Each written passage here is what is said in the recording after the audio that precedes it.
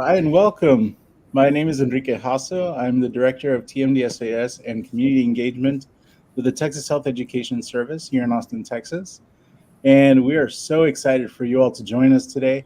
We have a great set of panelists from not just the newest podiatry school in Texas, but newest podiatry school in the country, and just some huge trailblazers in terms of health professions. And before we go ahead and introduce the group, I do want to reintroduce Mr. Gilbert Morin. Uh, Gilbert, thank you so much for joining us today. Thank you. Hi, my name is Gilbert Morin. I'm the Director of Admissions for the School of Podiatric Medicine. I've been with the school since day one, before we received accreditation. And I'm happy to be here and continue serving the school. Long way from then, and the pathway to podiatry and as a practice here in Texas is just getting brighter. So thank you so much for joining us and for assembling this star team of panelists for us today. If I could have each of you introduce yourselves. Nicholas, we'll start with you and we'll just go right one. Go ahead. Sounds good. Hi, I'm Nick. I'm a year two, part of the inaugural class, so we're doing all the figuring out on my end. And I am a non-traditional student out of Houston. I was working for a few years, and actually my interest in undergrad was botany, did a lot of wetland ecology, but I found a mentor, Dr. Kutchback in Conroe, and decided that I really liked the profession and found my way here.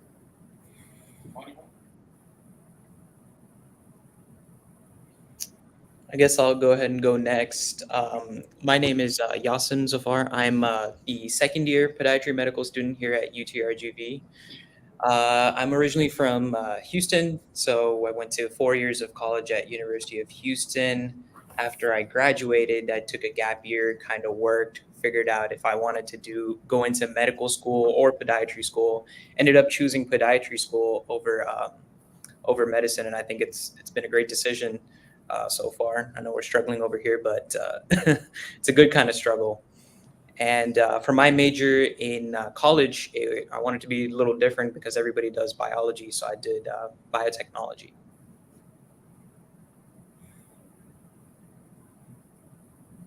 Awesome.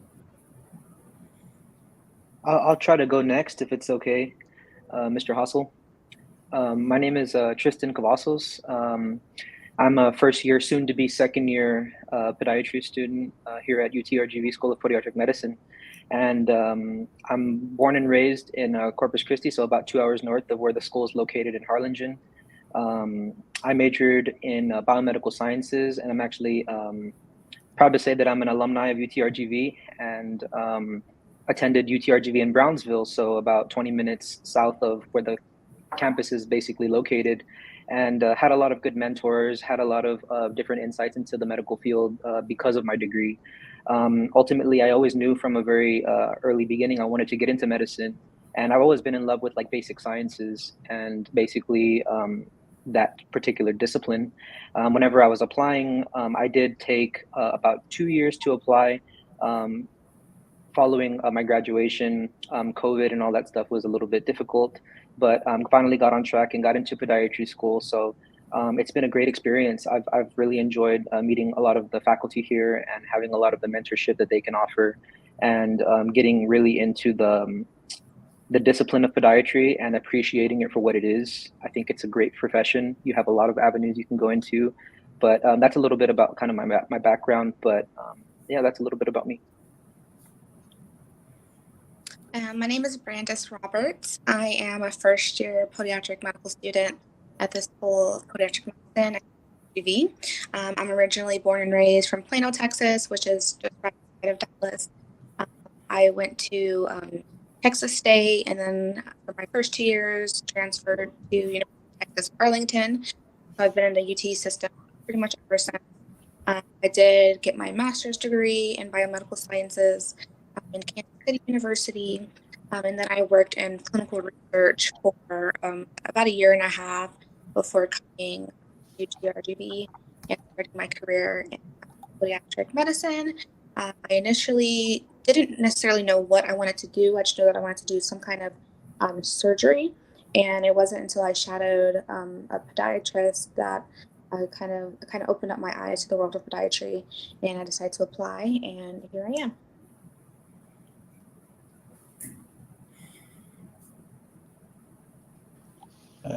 Excellent. Thank you all so much for your quick intros. And for those of you watching, this is an open Q&A session. We do have a couple of questions that I'm going to try to keep our podiatry student panelists on their toes with, pun intended. But of course, this session is to help you as a prospective podiatric medical student understand this profession and really understand what the needs are.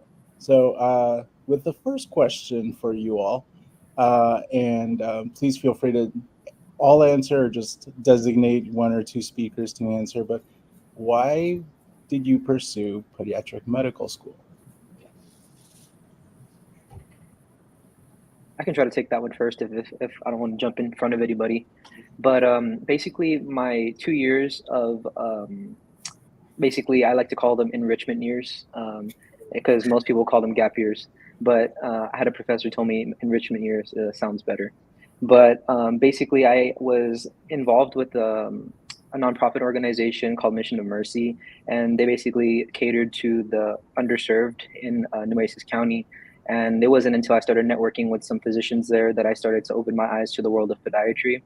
And I always realized that, the lower extremity was like insanely important because obviously if you didn't have like the ability to walk or able to walk well, your quality of life is diminished. So I always tried to look at podiatry as an avenue to where I can try to help people. And I knew that my background prepared me for that.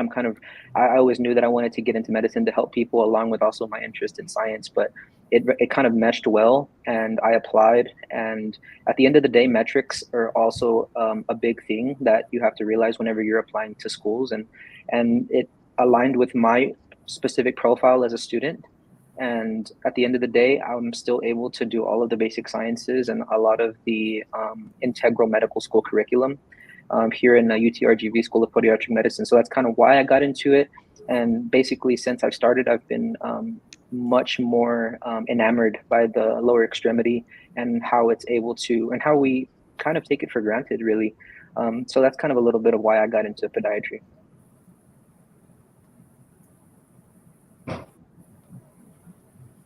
Anyone else want to take a stab at it? I'll give it a go.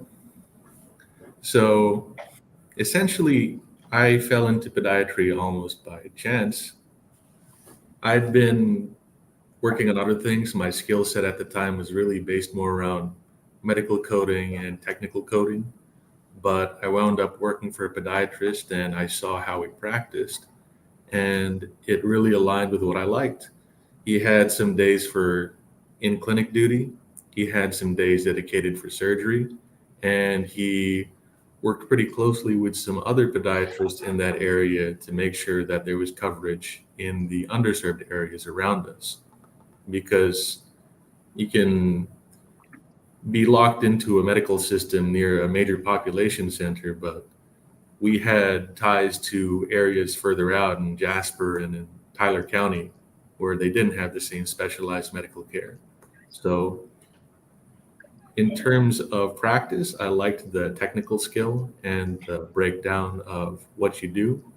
And from an overarching standpoint, I liked what the podiatry stands for, providing specialized care to people who need it wherever they are, whenever.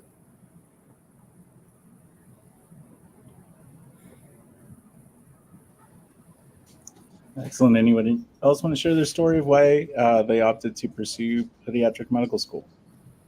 I guess I can go. I can go next. For me, I guess what Alec calls them enriched years. I guess that is a pretty good word, so I'll use that as well.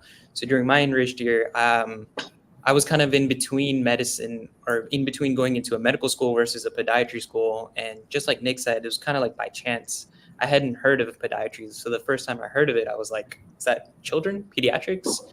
So we had a student come out, and I guess the word of podiatry doesn't get around much. And the first time when I heard of it, I was like, oh, this sounds pretty cool. And I had always been interested in going into sports medicine. So podiatry and sports medicine kind of correlated, and I was like, this is a light bulb going off. I got to apply to these schools. And then the first time I heard of Texas opening up a podiatry school, I was like, well, it's a no-brainer. I have to apply here.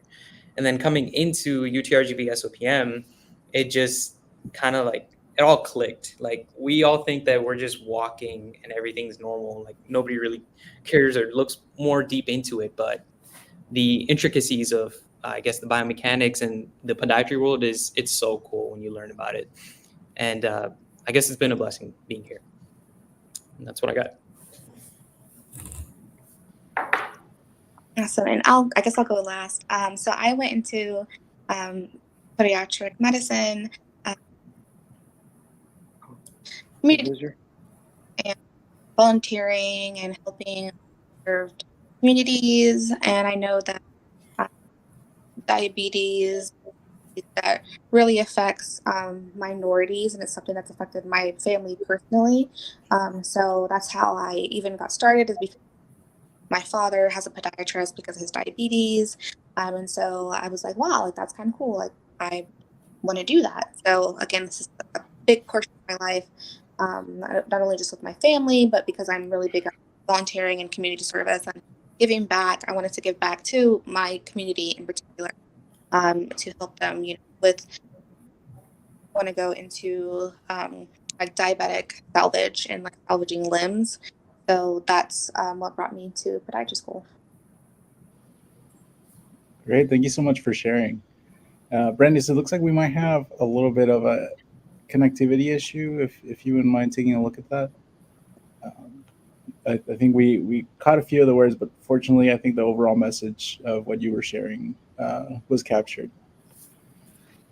All right. I know you all mentioned earlier the variety of the different majors that you all pursued as an undergrad, but I'm curious to know if you could turn back time or take a step back, just to keep with the podiatry puns going.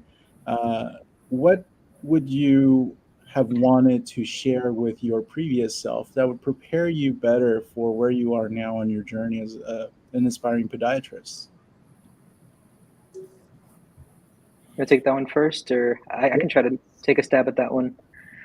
If I could give advice to myself, is to stay open and continue following your heart in terms of being a lifelong learner. I think in any medical profession or any profession in general, you have to have passion for what you do. If you have passion for what you do, then the success will follow. So I would just give myself that advice, like try to prioritize your learning and prioritize your education and prioritize conceptual learning. That's a huge focus that I always try to strive for in all of my studies. It's not enough for me to just want to memorize things as much as medical school can afford me to, right? I mean, sometimes you do, but I believe that conceptual understanding is always going to make you a better physician. So I would just tell myself to really prioritize that style of learning and to follow your heart, because at the end of the day, if you have passion, you're going to be just fine. Well said. I think I'll take a stab at it right after Alec, because I kind of want to build on what he said. For me, I think I would want to go back and say that don't compare yourself to others, because everybody is kind of like on their own little boat, and you're all going towards the same direction. You all want to like achieve the best things out of life. But if you try to compare yourself with others, obviously everybody's in a very unique and different position. Mm-hmm. Some might graduate in 2 years, some might graduate in 3 years, some might go here, some might go there. You want to control on what you can control, which is your own thoughts. So don't ever try to compete with other people or compare yourself to other people. You want to have the passion, just like Alec mentioned, to be able to stay on that path and be a lifelong learner, and things will eventually happen or start happening for you. I'll give it a go. So I'll take a different tack. When I came in, I hadn't been in education for a while, been out of school for some time. So I thought I was going to keep my head down and ignore everybody else and just do everything I could academically. But I'd say one of the greatest things about being in podiatry school has been with my cohort, working alongside these guys. It's a bit different from undergrad where you're going through different classes and moving around campus. You're with the same people day after day, and you really get close with them. So I would have probably linked up with them sooner, probably saved myself a semester of grief. So we can all bounce ideas off each other, study together, hang out together. So yeah, I would have just come in a little more socially open. I think that's the power of the Rio Grande Valley. It's a great community there. All right, I think that's a great segue to kind of start talking a little bit more about the academics of podiatric medical school. Let's see, how do I frame this in a positive light? How do you stay motivated during the most difficult times in your studies? What's your trick? What little how do you trick yourself into staying motivated, or how do you re-inspire yourself when things aren't going your way? Well, I'll let Brandis go. Okay. So I think for me, the biggest thing is kind of also tying in what Nick said, not isolating yourself, because isolation has a way of making you really feel down and more alone, especially your first year. Your first year, everything's new, school is new, your friends are new, your faculty's new, you're in a completely new location for a lot of people. So definitely not self-isolating, but as important as studying and making sure you know everything and repetition and the actual curriculum is, I think for me, taking breaks is really important, and not necessarily like a whole week break or a few days break, but just a little break in between, whether that be to bake. So one thing that I really like to do for my class is I like to bake, and that's one thing that kind of helps me, takes things off of me, even if it's just for a few hours to bake something, and then I go right back. So I think taking breaks and allowing yourself to process the things that you've learned is really important. Good answer. Whenever you have to stress bake, you can just send those to Gilbert, and he can mail them up to me here at the. I'll make sure I do my part for your success. Gonna overnight them. Yeah, right. I'll try to go if no one else wants to go. Share my experience. For me, staying motivated, you have to take time to be not a medical student. Because ultimately, yes, this is our profession, but it's not the entire percentage of who I am as a person, right? You have to take those breaks. You have to take those moments with your family, your support system. For that support system, it could look different for a lot of different people in their situations, but finding time to just disconnect from school is always helpful for me to stay motivated, to rest and sleep.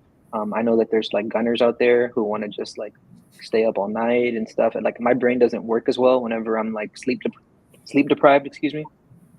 But making sure that you just remember like who you are as a person and take time. Don't forget your hobbies, right? Because whether that be in the form of music, some people play video games, some people play basketball, sports, watch a sports game on TV, follow like a tournament that you've been really excited about, just something to disconnect. And if you do that, your motivation will be there. If you let your brain rest, it's going to thank you for it. So that's my advice. I'll throw something in there. So definitely the rest and relaxation is important to decompress. But something else that really helps is in the Valley, there's a lot of opportunity to get out and help people. And I find that when I can use what I've learned in class and actually apply it to something practical where I'm helping somebody, that really helps. One, it helps me lock it in. And two, it's really gratifying and motivating to see it's all going somewhere. Because the first 2 years, it's all classroom, unless you go out of your way to do something else. So actually going out and working with your hands, applying what you've learned in a more clinical context is really gratifying. I can throw in a little bit too, I guess, piggybacking off of what Brandis and Nick said. So basically, isolation is definitely not the way to go about building motivation. Seeing other people stress with you kind of helps motivate you more to stay there with them, and you kind of go through it together. So you kind of have that like togetherness. So I can just be in the library and I can look at Alex sitting across from me or Brandis in her room, and it just kind of motivates me to stay out there and talk to these people who are going through the same thing as me. So being socially open kind of motivates you more, and helping talking things out kind of helps you visualize things a lot better, and it motivates you to do even better in these classes or academically. Awesome. Friends are key. Friends are key. That's the big thing. Yeah.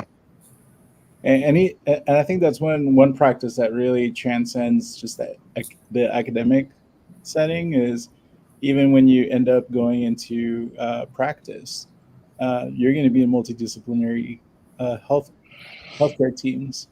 And so you have to get to know the people that are working with you on the same patient.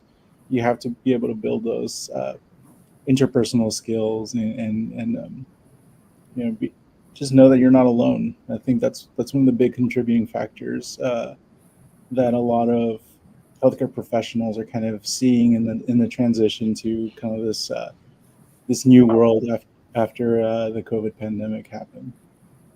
It's a big team. It's interdisciplinary, and fortunately, in the RGV, y'all are starting to see a lot of opportunities to engage with people from different disciplines in terms of health professions. So Nick kind of touched on this. It's like he has like this magic 8-ball that tells him what the segue is going to sets it up for us. Really nice. But I wanted to ask about your experiences in having opportunities outside of the classroom to continue to expand both your academic experiences and also anything fun that's available to you in terms of extracurriculars. We talk a big game about the curriculum. Dr. LaFontaine joined us a couple of sessions ago to talk about the curriculum. So we know all about that, but now that y'all are here to give us the real insights, what extracurricular activities are you able to participate in? You got it. So I guess you could really divide it into, well, I would divide mine into 3 types of categories. So 1, research. So in my first year, I was involved in research with our biomechanics lab. And since then, I moved over to the Parkinson's lab at the School of Medicine. So working through the research process is critical to being a clinician, since we're supposed to be working off evidence-based medicine. So connecting academic and bridging that into clinical is very helpful for understanding what you're supposed to know. For the community, we do lots of volunteering. The principal one of those are the Pechanga Health Fairs with our area health education council. So we go out in the community, we do foot exams, education, connecting people in the valley to the healthcare they might not be aware even exists for them, and getting our hands dirty sometimes. And lastly, on my own time, so what they didn't tell me is that the valley it's very different from Houston, but part of the beauty of the valley is the wildlife. And we are extremely close to a lot of really nice parks. So there's one half the mile that way. Brownsville has desert. There's pretty close to South Padre and some marshes. So I'm personally into birding. So I'll just run out when I have time, just go along some trails with binoculars and see what I can find.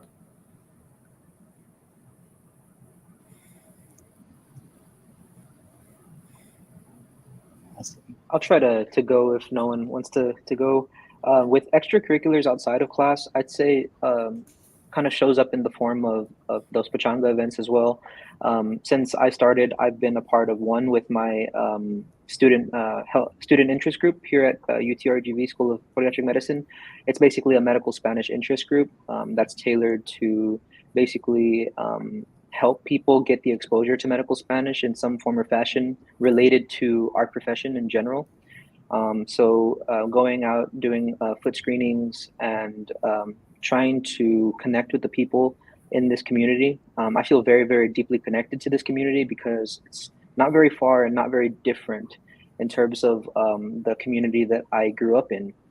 So I have a deep pride in it, a deep pride in what it has made me become as a person and as a student and as a future clinician as well. So it's nice to go out there, just like Nick said, to see the little abuelitas and to see the abuelos, to go and actually talk to them and hear what they have to say and the stories that they have to tell. That's the brilliance about the Valley. It feels like home to me, and I'm very, very connected to it. But aside from that, people do get into research as well. I'm a part of another basically lower extremity anatomy workbook with a fellow faculty that's working here at UTRGV. And basically that is also just reinforcing a lot of the anatomy that you're going to need to know for APM Elite, which is, looking forward to boards and things of that nature as well, and trying to solidify those concepts. So those are the two things that I'm currently involved in. But the biggest, most gratifying part of it is definitely going out and like Nick said, using what you have gathered in your classes and putting it to work. I'll go ahead and add. So as far as my experience, I'm really big on, of course, I know academic is like most important, of course, but I'm really big on extracurriculars and finding ways, again, to feel closer to my community. So I'm from Dallas, so it's very, very different from the Valley. So it was definitely a culture shock when I first moved here, just like the differences, the people, the language, things like that. So as Alec and Nick have already mentioned the Pachanga events, doing these foot screenings. We're able to get into the community and speak with the people who we normally wouldn't speak to on a day-to-day, and I get to practice my Spanish, which is really, really cool. I love that. So I've gotten much better, I love that. And then also I'm the volunteer coordinator for our class. So we do volunteer for things like runs or marathons that are in the area, any kind of book events, library events for nearby libraries. And then most recently, I just set us up to have volunteering at the Rio Grande Humane Society. So anyone who's like any animal lovers, doesn't necessarily want to do anything more academic volunteer wise, they're able to kind of rewind, and they're able to help animals in that sense. Awesome. Love to hear a great diversity of activities that are available to our students out there. Okay. So if anybody that's watching has any questions for our panelists, please do drop them here in the chat. Do not be shy. We've got them locked in for the next 29 minutes, so you can ask them anything and everything that you want to know. But as we're kind of moving forward, I would be remiss as the director of TMDSAS not to ask you all questions. If you could think back to when you were applying to podiatric medical school, if you could share a little bit of the insights and kind of guidance that you would share with anybody who is maybe right now preparing for sending in an application, and they see part of their TMDSAS application, you can submit your application to all of the participating schools or just one for the same flat rate fee. So for somebody filling out their application right now and they see, UTRGV School of Podiatric Medicine, should I click that button or not? What guidance would you share? What insights could you share? I think I can take a stab at it first. So I guess for me, the most overwhelming part, even of all of undergrad, was probably applying to medical schools, just because of the process of having to fill out a primary application, a secondary application, and then all these schools give you these secondary essays that you have to fill out. And it's, when it all comes to you, it's also super overwhelming. Sorry.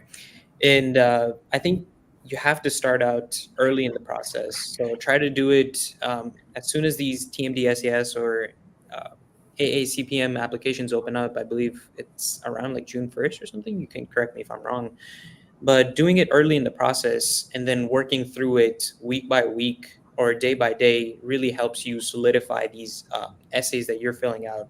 So that's something that I do recommend, because for me, I think I kind of was being lazy throughout the whole summer, and I was like, oh, I'll worry about it later. I'll worry about it later. And when it all just kind of like came together, and I was just like, oh, damn, I have to do this all at once. So I do recommend starting early in the process and try doing a little bit day by day, and that will help you in the long run. Good point. I'll try to add a little bit to that in my experience. So yeah, just the biggest thing is start early. It can be daunting, and I know that all the applicants that are going to be applying know this, from up front, because the culture of medicine is known to basically kind of, I guess, kind of use the word scare you, but not so much scare you in the way that like it's like frightening, but just so that you don't waste time, right? Try to start early and be very proactive about your applications. Try to make a good, strong mission, like basically a statement. Your personal statement is going to be of utmost importance, right? And just tell your own story about who you are and why you want to become a physician. But in terms of kind of tailoring that to podiatry, just you want to think about podiatry as another aspect of medicine that you may or may not connect with in the way that you considered it. Like you may have a certain, like in my experience, I always knew that I was wanted to help people and I love basic sciences, and podiatry checks that box, right? Podiatry offers a lot more than just that, but it was something that you can find and pick out of the profession and realize that, hey, I do align with this profession. It's just not something that I haven't considered yet. So keep your mind open about these particular these topics, and don't count out podiatry, because at the end of the day, podiatry is going to be one of the most important professions that we have. At the end of the day, clinicians like podiatrists are keeping people out of the hospital and also helping people tremendously with their quality of life. So you can do a lot as a podiatrist as well. A good segment of the human bones are actually located in the lower extremities. That was a Trivial Pursuit question. Excellent. We do have a question that's come in, but before that comes in, I want to bring Gilbert back real quick. I know we're talking right now about preparing for the application and kind of setting the stage for pursuing pediatric medical school. I know we talked about this at our last session, but just in case we have new folks joining us today, would you mind sharing a little bit about the application to podiatry school? Sure. So the application's already available for the upcoming application cycle. So it became available on May 1st. Right now, it's tentative to close on our first cycle on March 28th of 2025. And I believe, from my understanding that we have with the arrangements that we made with TMDSAS, it's going to open up. It's going to be down for 3 days, and it's going to reopen again. So that'll be like about April 1st, all the way till June 28th of 2025. One thing that I want to just mention when it comes on submitting in your application, pertaining to the essays, just make sure that you double check on spelling, grammatical errors, punctuation, those type of items. Our admissions selections committee, they do look at the essays very thoroughly. And it's just a reflection of yourself and and basically the amount of commitment that you put into the application, just to make sure that it's thoroughly complete. And then if it helps you out, just try to get a second pair of eyes to look over your essays before submitting.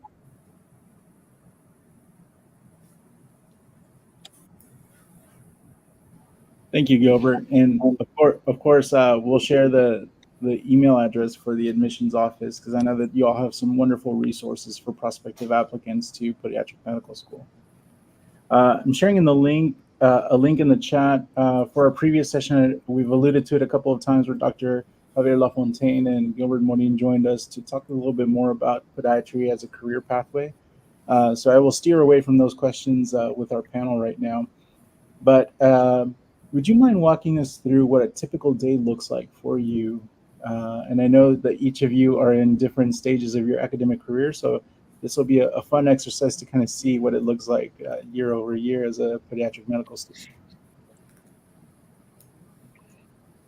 How about we start with the first year, and then we'll work our way up.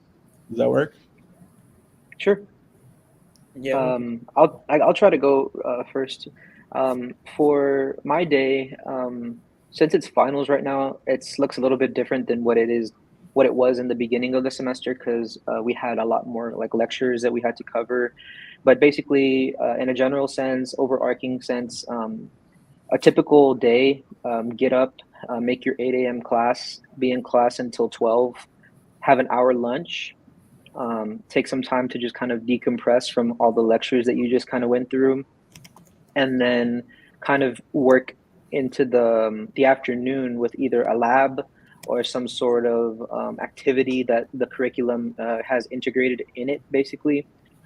So whether that be going to the anatomy lab, or looking like going to our cell biology lab, or something that pertains to what we just covered in lecture in the morning.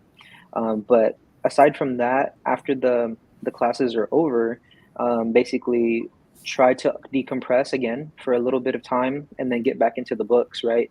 Try to prepare for my next lectures that I have coming up, and try to be diligent about that. As time went on, it was harder to do that because all the lectures were stacking on top of each other. But a lot of people are very, very diligent with their studying. And me, since I'm more of like a conceptual type of learner, I always try to digest it in its entirety, and try to break down to the biggest building blocks, the most basic building blocks of every lecture. But and then after that, after I've earned my relaxation time, I'm probably just gonna exercise, or probably just gonna play like some video games, or listen to music, or something to just kind of unwind, basically. So that's kind of what it looks like generally nowadays. And since it's finals, it's just like all studying, trying to like minimize the damage. It's like you want to try to be as thorough as you can, but not miss the most overarching concepts and stuff. But we're also preparing for OSCE, so we have like our clinical skills evaluation coming up tomorrow. So just preparing for that and trying to get as many repetitions in as I can. So that's kind of what it looks like today. Thank you. And kind of piggyback off of what Alex said. So like kind of reiterated we're in class usually Monday through Thursday, usually around 8 to 4, sometimes 8 to 5. In the morning, 8 to 12, we'll have our class time. We usually have anywhere from 2 to 3 separate classes, depending on what they are. We'll have our lunch for an hour, 12 to 1. At 1, we can have additional classes, or we can have our labs, or we can have something called PBL, which we call problem-based learning. And that's where we get in groups of our class, so of about 6 people with one faculty, and we go over diagnosing a patient, treating them, things like that. So we do that about 2, 3 times a week. And after that's over, that may last until about 3:30 for some people. After that, we might have our extracurriculars, whether that be if you're in research, we might have a research meeting, or we might have a some kind of spinoff with our class, or we might have a meeting in one of the clubs that you're in, or workshop, something like that. And then after that, we're free to study. We study sometimes a lot of us study in the library until the night, and then we go home, and then we do it all over. So Go ahead. I'm in a bit of a different state because I'm a year up on these guys. Right now, we finished our classes like a month ago. So we've been out of the classroom and into our dedicated study period for our Step 1 board exams. And it's a bit tough because it looks different for different people. Everyone has a different style of study.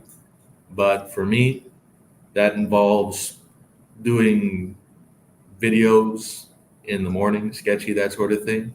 typically closer to lunchtime, I'll drop in for the review lectures by our faculty, who we've enjoyed the support of. And then typically after that, we have outside support from whichever review courses. And then after that, I'll usually go home, make myself lunch, watch some more videos, get some more Anki cards, cook myself dinner to unwind a bit because I like to cook as well. And from there, if I'm feeling it, keep studying. If not, unwind a little. So it's very fluid in your dedicated period. It can be as structured or unstructured as you want it to be. Just got to pass step one.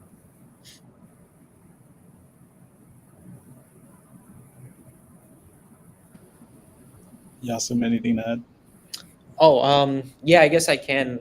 You can consider me as kind of one of those lazy students because I really don't like waking up in the morning. So I'll probably just be rushing to class at 8 a.m. in the morning.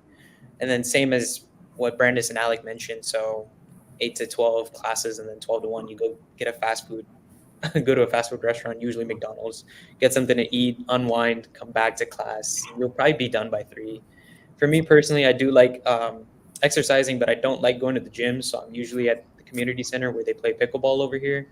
So I'll play that for a couple of hours, come back, eat dinner, and unwind a little bit, and then study for maybe like 30 minutes to an hour again, and then start playing a little bit of video games depending on if I have an exam tomorrow or not.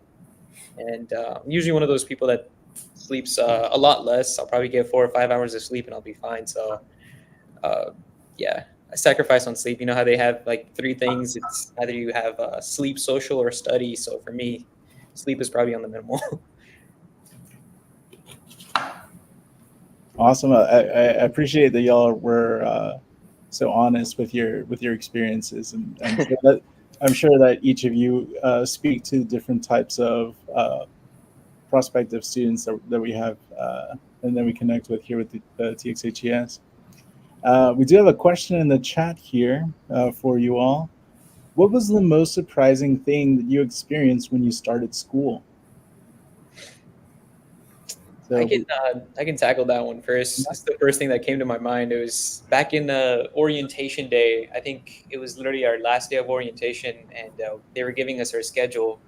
And the first thing that I saw on that schedule was it's our first, or I guess last day of orientation, and we already had an exam the week when we come for our first week of school.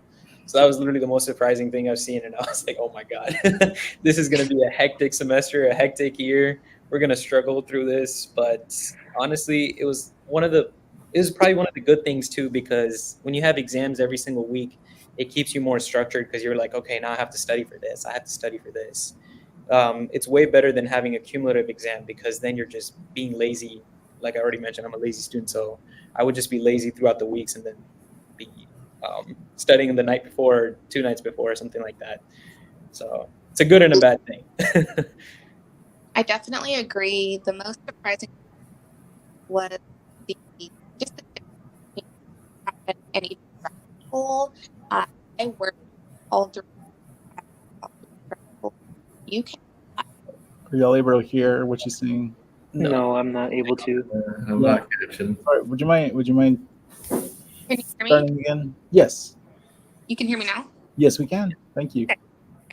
I was saying, I agree with Yasin. The most surprising thing for me was the difference between grad school and undergrad. So I worked all throughout undergrad. I worked all throughout my grad program. You absolutely can have no time to work a job, not even a part-time job, definitely a full-time job. So it's really the amount of time that medical school takes up is the amount of time that a full-time job would take up. So again, like the school schedule, that was the first thing I was like, wow, we're really cool all day, every day. And it's hard at first, but you do get used to it. And then again, like Austin said, in undergrad, you're kind of used to having an exam maybe once every few weeks or a few exams a month. But here we usually have every single week, we either have a few exams or a quiz or an exam and a quiz, a project, something that you have to do. It's kind of constant. but it does keep you on your toes and it helps with that structure. I'll try to take a stab at this question. I think one thing for me, the most surprising thing was like how much I didn't know. Like, I'm humbled by the discipline of like just anatomy in general, and then we only really tackled, at least in our first year so far, mostly the lower extremity, because obviously that's like our that's our bread and butter right there. But just how much I don't know, but it's also kind of motivating because it shows me what I need to get to, what level I need to achieve in order to be a successful student firstly, and then in the future be a really good physician, right? So just having that surprise of like, wow, this is like not some watered down like medical school. No, this is medical school. Like, you're going to get a lot of things, you're going to get a lot of material, you're going to be bombarded with a lot of lectures that you have to dissect and that you're expected to know and also demonstrate on your exams. So that's one thing that surprised me, but I will say that it's not something that is impossible to do. Like Brandis touched on, there's no way that I could work. I don't think I'd have the brain power or like even just the capacity or the bandwidth to be able to handle a job and what we did in our first year. So that was one thing that surprised me. Is just like, this is a lot, but it's not impossible. You just have to be willing to put in the work, and also it just goes back to the passion that you have for why you are applying to medical school. You have to dig deep in that and realize, this is what you signed up for. So that's just something that kind of surprised me for sure. But it's been easier to adapt to it as time has gone on. And I always ask my classmates, like, is it getting easier, or is it just like we're adapting to it? And it's like, no, we just become more adapted to the situation. And that's basically like what the biggest takeaway from that question is for me. Yeah, it's a whole new cadence of how to approach education. And I know Yasin mentioned being lazy, but I think it's optimizing your schedule. I mean, you took the time to learn your own learning strategy. You took the time to understand what you need, and have kind of optimized your schedule around that. And so, hopefully, that resonates with folks out there, because it is a very individualized journey, as you can hear from the feedback that we have here.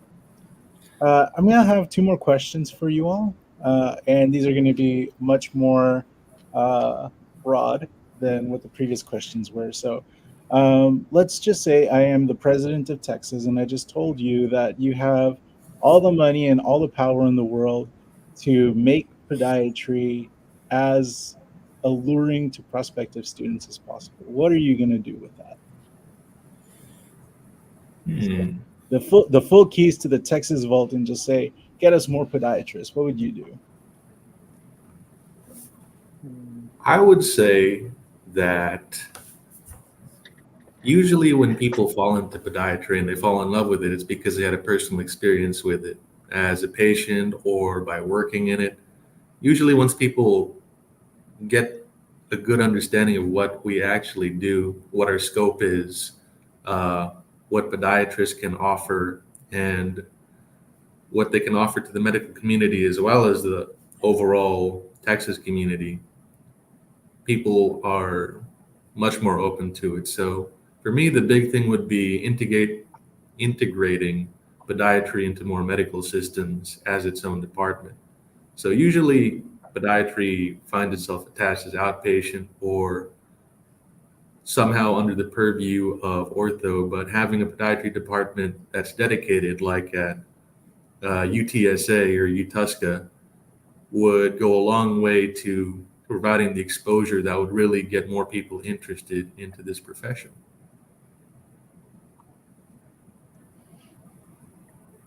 Good answer. Can you guys hear me? Yes. Yes. Okay. So I would definitely say recruitment. Recruiting for podiatry, I think, is really important, and just overall education. Because a lot of people don't even know what podiatry school is. They don't realize school. They don't know what podiatrists do. Some people might just think, oh, podiatrists just clip nails, but podiatrists are surgeons. So I think that level of education, especially in schools, undergrad or graduate schools, could really make a difference. Some people, like myself, who I was pre-med, just knowing that I want to help people and I want to do surgery, and knowing now what I know, oh, podiatry falls into that perfectly. Just letting students and just people overall in general know that there's different roads that you can take. You don't have to just do pre-med, you don't have to do pre-dent, you don't have to be pre-vet, PA, NP, things like that. Just letting people know there's other options out there, and just that education, I think, is huge. Well said. I think for me, just like kind of what Brandis said, you really want to try to get as many people to realize that being a doctor can have different titles, right? Whenever you hear the word, oh, I'm going to be a doctor, you automatically think, oh, I'm going to be an internal medicine doctor. Like I go to see you, like to see if I have a cold or something like that. But just that early exposure to what we are as a profession can go a long way early on. And like also how Nick said, like if you have an experience with a podiatrist, you're more than likely to be willing to adopt that profession if it fits with your profile as a student and also as a person.